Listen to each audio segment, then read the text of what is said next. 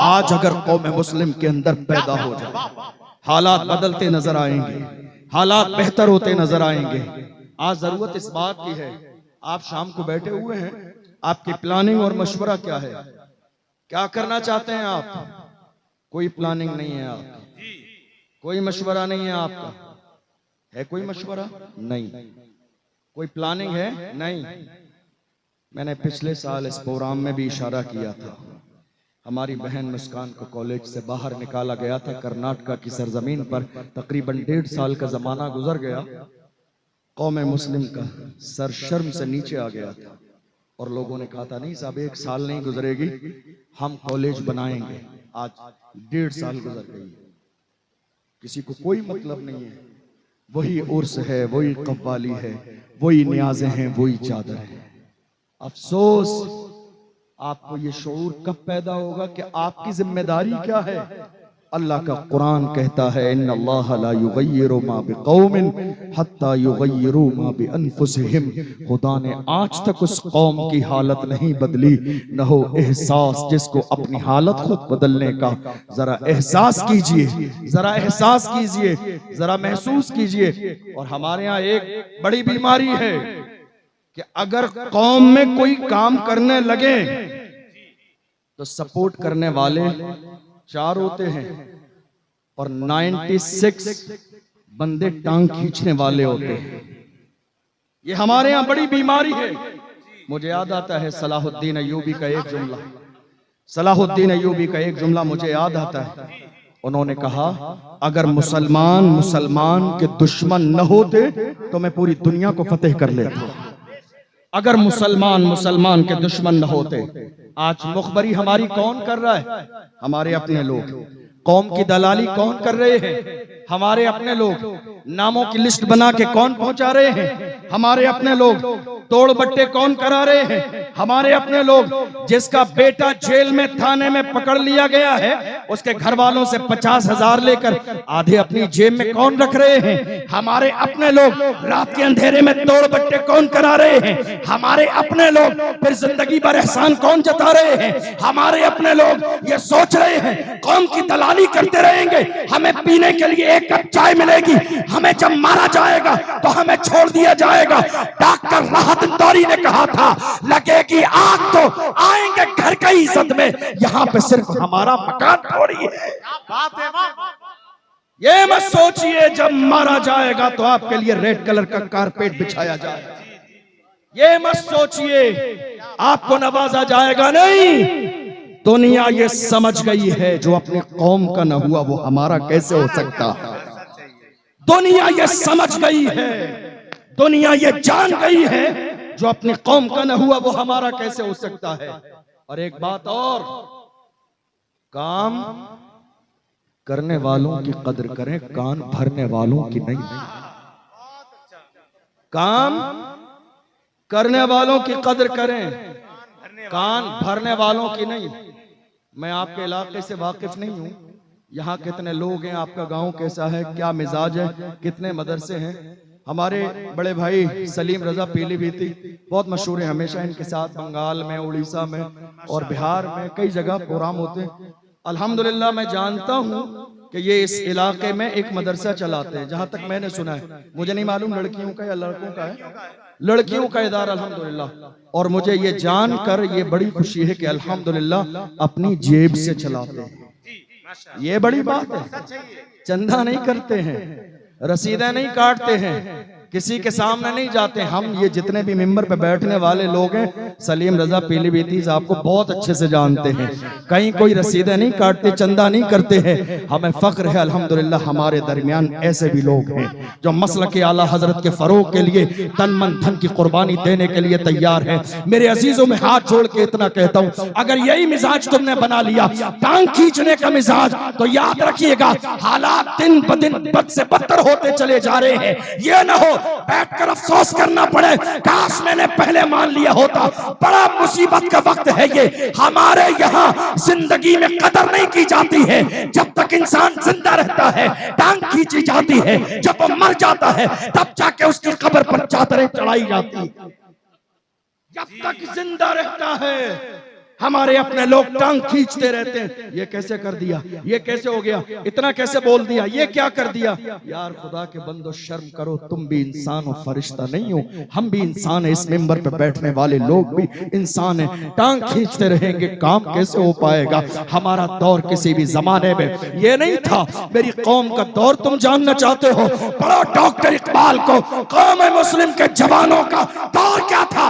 Doctor Iqbal ने कहा हमारी तारीख ये रही है, टल न सकते थे अगर जंग में अड़ जाते थे, पांव शेरों के भी मैदान से उखड़ जाते थे, तुझसे सरकश हुआ कोई तो बिगड़ जाते थे। तीर क्या चीज है, हम तोप से लड़ जाते थे, शान आंखों में न जचती थी। जहांदारों की कलमा पढ़ते थे हम छाव में तलवारों की, हम जो जीते थे तो जंगों की मुसीबत के लिए, और मरते थे तेरे नाम की अजमत के लिए। दश्त तो दश्त है, दरिया भी न छोड़े हमने, बहरे जुल्मात में दौड़ा दिए घोड़े हमने।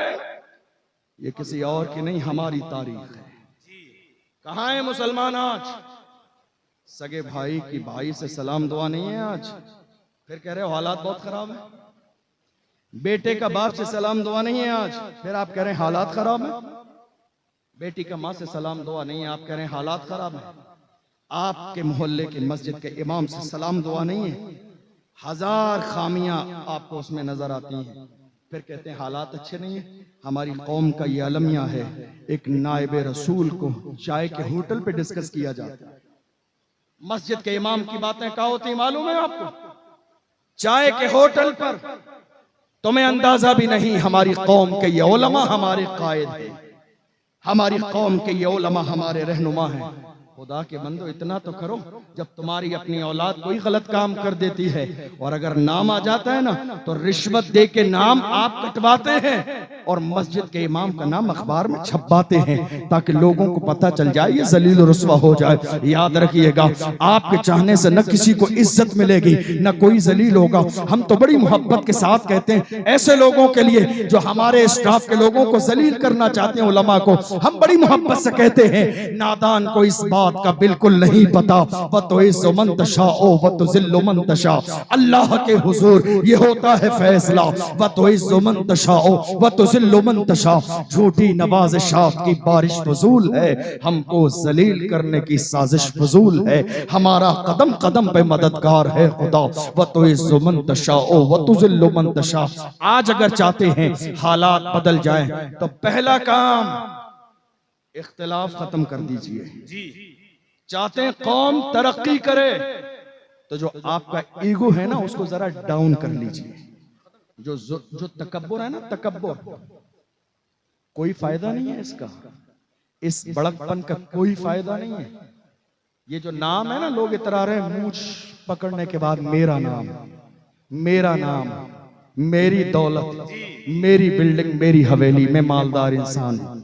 याद रखिएगा इस चीज का कोई फायदा नहीं है। किसी समझदार ने बहुत पहले कहा था, आगाह अपनी मौत से कोई बशर नहीं, सामान 100 बरस का है पल की खबर नहीं। छोड़ दीजिए ये गुरूर, ये तकब्बुर, कोई फायदा नहीं है। और जब गुरूर तुम्हें ज्यादा होने लगे तो जाके कब्रिस्तान का एक चक्कर लगाया करो, अंदाजा हो जाएगा तुमसे बड़े बड़े सूरमा कब्रिस्तान में लेटे हुए हैं, कोई फातिहा पढ़ने वाला भी नहीं है। कितने लोगों की कब्र धंस गई है, कोई मिट्टी देने वाला नहीं है। कितनी लोगों की कब्र 4 दिन पहले हुई, बारिश का जमाना आया, पानी से भरी खड़ी है, नाली का पानी कब्रों में जा रहा है। खुदा ने बता दिया, ओ गुरूर करने वाले, बादशाही सिर्फ मेरी है, पावर सिर्फ मेरा है, कादिर सिर्फ मैं हूं। मैं जिसको इज्जत देना चाहता हूं दुनिया में कोई उसको गिरा नहीं सकता।